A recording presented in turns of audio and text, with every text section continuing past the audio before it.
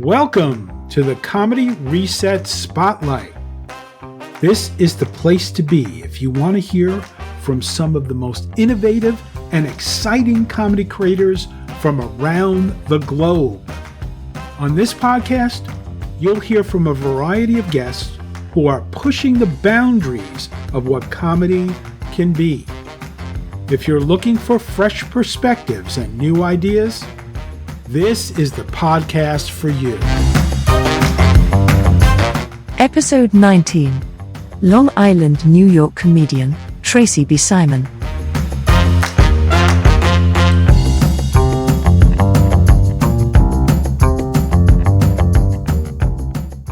When did you first start doing stand-up comedy? My entry into stand-up comedy was somewhat unconventional. I wanted to get over my fear of public speaking for my job. So in 2006, I took a class at Governor's Comedy Club, which I thought would be way more fun than Toastmasters. I thought I would have a meltdown during the graduation show, but when I heard people laughing at what I was saying, I was hooked. I had to put comedy, though, on the back burner until I retired in 2020. I didn't know what to do with myself because pandemic shut everything down. And then I learned that comic Mark Breyer, who I had done some work with before, was doing comedy shows via Zoom at the East Meadow Public Library once a month. So I contacted him and I asked if I could be on one of his shows, and he said yes. So I pulled out my old comedy notebook, updated my jokes, and the following month I was back performing. What made you want to become a stand-up comedian? Is this a therapy session? Being a stand-up comedian was not something I knew I could aspire to. I never looked at comedians on TV or on stage in the Catskills and said, hey, I'd like to do that. I didn't even know how they got there. They just sort of showed up on Ed Sullivan or the talk shows or on stage. And I was a middle child, which meant I was the one who was supposed to be seeking attention all the time. But I would have rather died than do that. See, I was sandwiched between two attractive, outgoing, and talented siblings. My big brother was a mechanical whiz, and my little sister was a natural actress and singer. And as for me, I was the Saint Bernard among the poodles, and my talent was drooling. But what that drooling was comedy. It's just that nobody recognized it yet. I mean, I wasn't a class clown by any means. I was always picked on at school, so my goal essentially was to be invisible. But when I spoke to people at length, especially adults, they would laugh. It wasn't so much what I said, but how I said it. And I didn't even know that was a talent. By the time I was an adult, I realized I could write, and I could find work doing that. For the fun of it, in the late 80s, I signed up for a stand-up comedy class in the city led by a working comedian, Lisa Carmel. She held it in her West Side apartment, and it was just me and 5 guys. The performing part made me uncomfortable, but that's where I learned I could write comedy. The interest in doing stand-up came about 20 years later.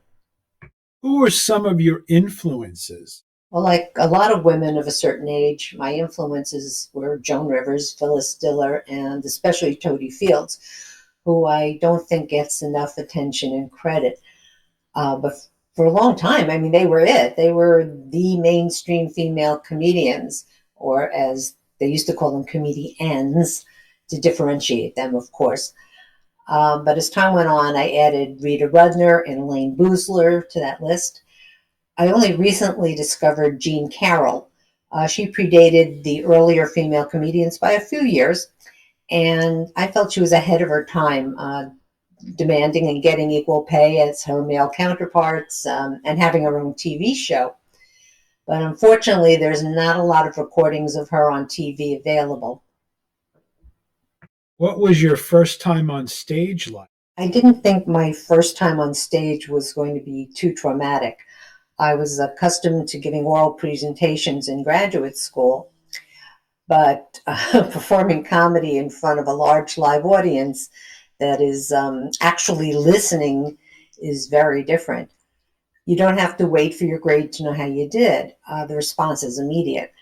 Either they laugh or they don't.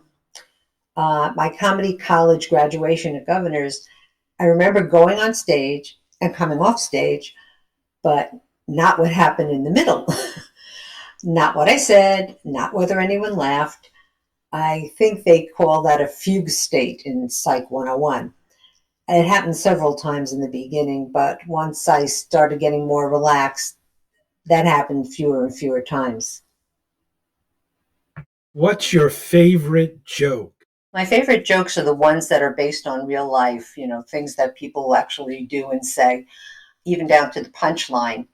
My family has no idea how much of my material they've unwittingly written, and I'm not about to tell them to stop.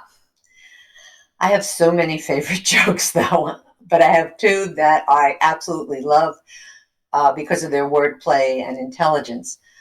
One is Jim David's story about Beowulf, and the other is Gary Goldman's routine on abbreviating state names. I don't know if the first is readily available anywhere to hear or view, but you can find the second on YouTube. What's the worst heckler experience you've ever had? My worst heckle was not so much a heckle, but an interruption. I was filling in for a comic at a fundraiser, and halfway through my act, I hear a woman at another table mention loudly the name of the fellow I was filling in for. And a woman next to her pops up and says to me, excuse me for a minute, I'm so sorry, but I have to do this. And she turns around, faces the crowd, and starts talking about the fellow I replaced, saying what wonderful work he did and how he brought this all together, yada, yada, yada. And then she turns to me, apologizes, and says, go on. And all this time, I'm standing there holding the mic, not knowing what to do. I didn't want to make eye contact with the audience because I was afraid I would make faces. But there was nothing I could do and nothing I can really say about it. So luckily, I remembered where I was in my routine, finished it, and everything was fine after that. What's the best gig you've ever had? The best gig? Well, that's kind of hard to say. Paid gigs, of course, are my favorite, but each one has an outstanding moment. So it's a toss-up among the first show I produced and emceed, the one I did for a local VFW auxiliary because it was my first solo gig, although I did hire an opener, and the one where I got several applause breaks, one of which was just for mentioning the town New Paltz. What's the worst gig you've ever had? Well, that one also is a toss-up, and I don't know which one was worse. The one at the quote-unquote old man bar where 3 other comics and I were hired to entertain, and there was no stage, no one to introduce us. We just got up there and performed. Not a single person was listening. On the bright side, we got to say whatever we wanted, even insult the crowd, and no one gave a damn what we said. And the one I did for a senior center in the city where it was like talking to an oil painting. They were the angriest crowd I think I'd ever seen. They just sat there and scowled, which was not exactly the best feeling in the world. How do you deal with stage fright? So how do I handle stage fright? I first had to decide what scared me more, whether it was forgetting my material or talking to an actual audience. The first one I handled by rehearsing and rehearsing and rehearsing so much that I knew my set like I knew the Pledge of Allegiance. The second part was not as easy, shy to begin with. But as I remember from grade school, one of our teachers said, when you talk in front of the class, look at a spot on the wall right over the heads of the class. And usually that's a clock on the wall or a painting. And they don't know you're not talking to them directly if you do that. However, in a comedy club, you either have to make up that spot because it's dark, or just concentrate on the first 2 rows because that's all you can see. And as soon as you hear someone laugh or respond to what you're saying, you can look at them from time to time because that's your designated friend in the audience. You just don't play to them, but every once in a while you come you come back to them. And it becomes easier and easier and easier with practice. And if you psych yourself up by saying, this is a room full of friends, they're not adversaries, they're your audience, they're here to hear you, it makes it that much easier. What was the most unexpected response you've ever gotten to one of your jokes? The most unexpected response I've gotten to a joke was at an open mic. I had invited my cousins to come because it was a bringer show. And I was doing jokes about our childhood and growing up, etc. And at one point, I hear one of my cousins say, "That's not what happened." And the audience is giggling a little bit. I press on and I hear the same cousin say, "Well, that's not true." And pretty soon, I am not sure if they were laughing at my jokes or laughing at this interchange because they didn't know what was happening. Was this part of the act? Well, needless to say, I have not invited my cousins back since. How do you prepare for a show? So how do I prepare for a show? Well, first I ask the basics. How many minutes do I have? Do I have 5? Do I have 10? What type of crowd it is? Is it a special event? Because sometimes I have to write additional event-specific material. And then I organize my jokes. I take my best material and then fill in, other material until, I have the proper amount. And then I practice. I set aside at least an hour a day of the week prior of the show, and I will go over and over and over my set with a timer, either on my laptop or cell phone. And the first day or two, I use a script, then I break it down to an outline, and then just keywords, and those keywords become my set list. And they say how you rehearse is how you perform. So in other words, if I'm only rehearsing in my car, I am not going to recall my set very well unless I'm sitting down or I have my hands on a steering wheel. So what I do is, and this is a little weird, I look for an image online of an audience laughing, and then I perform to that image. And before I had a microphone, I would hold a hairbrush or TV remote just for the physical memory of it. And then the day of, I choose an outfit to wear that I'm comfortable in. And then I rehearse a few times more wearing that outfit. And about an hour or so before, I have a light bite and I just drink water, no alcohol, no soda prior to the show. And then it's showtime. What's the best advice you've ever been given about stand-up comedy? The first best piece of advice I received was to record yourself every time you perform, especially in the beginning. Audio recording is fine, but video is better. And it's not enough to record your set. You have to listen to it or watch it, as cringeworthy as it might be. I thought I was doing fine on stage, but then I had a trusted friend and comic watch the recording and give me feedback. He said it was a good recording, but I was performing like I thought a comic should perform.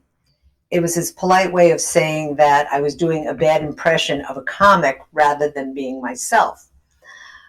The other piece of great advice I received was you have to create your own opportunities. Just don't rely on open mics and bringer shows or waiting for a producer to call you. I mean, you can create your own shows, produce your own shows anytime, start your own open mic if you can find a place to do it.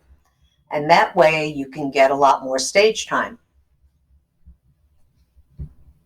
What's the worst advice you've ever been given about stand-up comedy?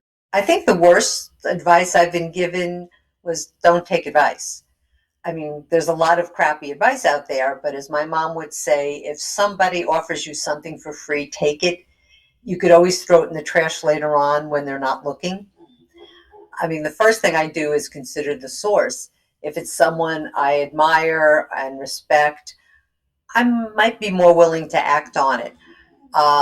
Otherwise, I just put it in the back of my brain in hopes that someday it might be useful. If not, I throw it in the trash. What would you say is the biggest misconception about stand-up comedy? Stand-up comedy is not just standing on a stage telling jokes because you think it's fun. People don't understand how hard it is to make something look that easy. They don't see all the hours of collecting ideas, writing, editing, and practicing. I mean, it's an actual job, a job you don't get paid for very often, but it's still a job. What do you believe is the key to success in stand-up comedy? There's a saying that success is falling down 7 times and getting up 8. And that's how I think it is with comedy. No matter how many times you screw up, how many times you bomb, just keep getting back up there and study the craft, practice. And if you keep going at it, if you're persistent, you will find success. What do you think is the biggest obstacle that stand-up comedians face? For a lot of us, the biggest obstacle is getting stage time. I mean, we talk about persistence and practice being the keys to success, but it's hard to hone your craft if no one's going to let you perform. Doing open mics is, of course, the easiest way to get stage time, but it's not going to get you seen by audiences and those who can advance your career. I mean, people who have a lot of friends have a much better chance of getting stage time at bringer shows, which is that step between open mics and book shows. You could produce your own shows, but that's a help and a hindrance because unless you're good at multitasking, you now have 3 jobs. Producing a show, practicing your craft, and doing what you're doing to pay the bills. What do you think sets stand-up comedy apart from other forms of comedy?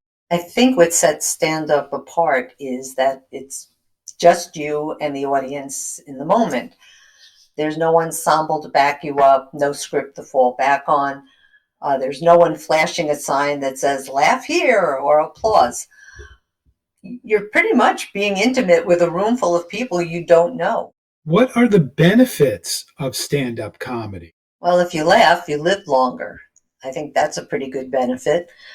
And stand-up is great for those of us who are insecure because the validation is immediate and it's a great confidence booster. What's your process for writing jokes? I take notes wherever I go, on a pad, on my notes app, on any paper I can find, a newspaper, paper cup, napkins.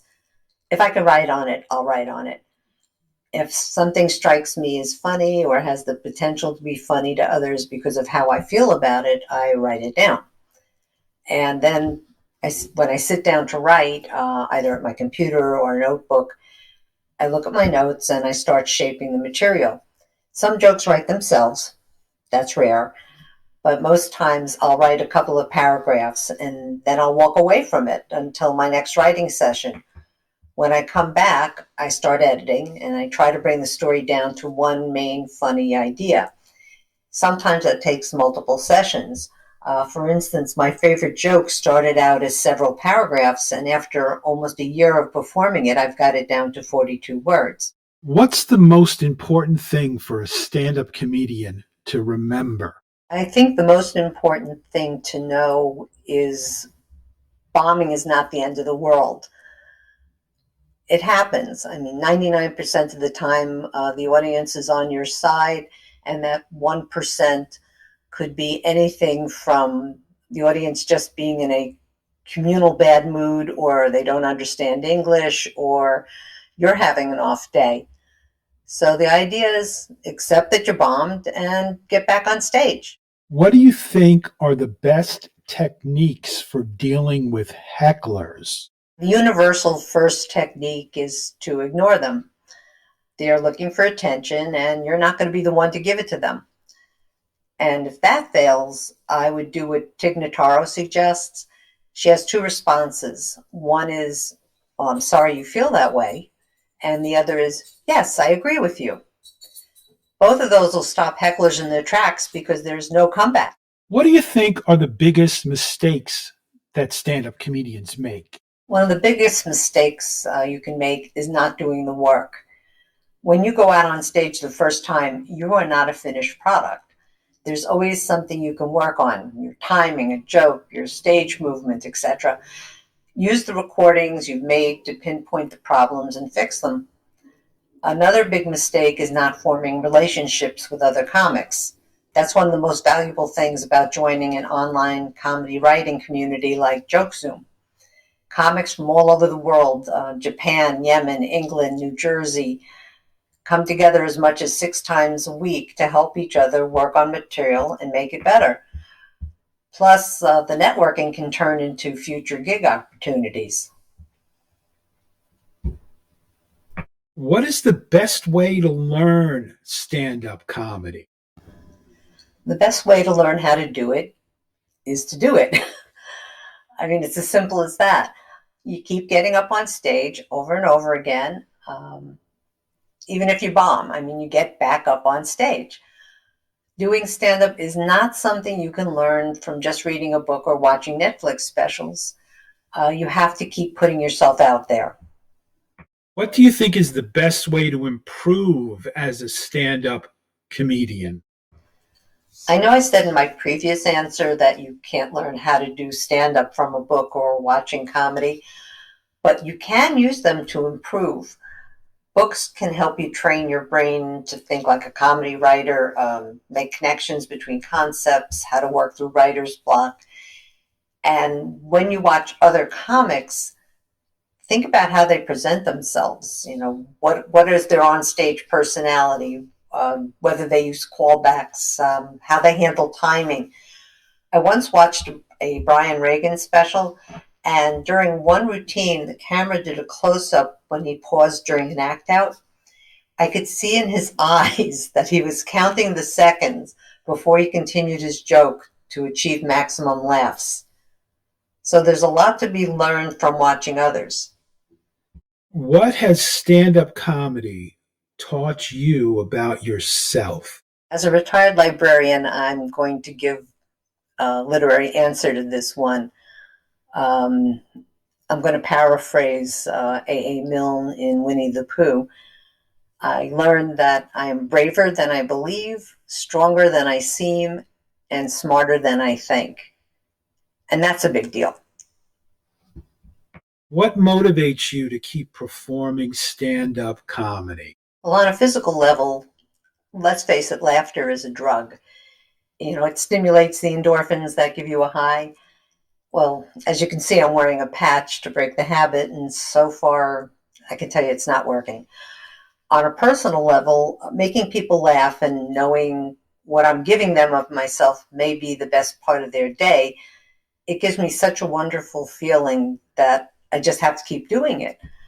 And on a purely selfish level, I want to become so good at it that one day I could stick it to everyone who ever treated me like garbage in 6th grade. And you know who you are, Glenn. What advice would you give to someone who's thinking about doing stand-up comedy? Just do it, even if it's just to say you had the experience.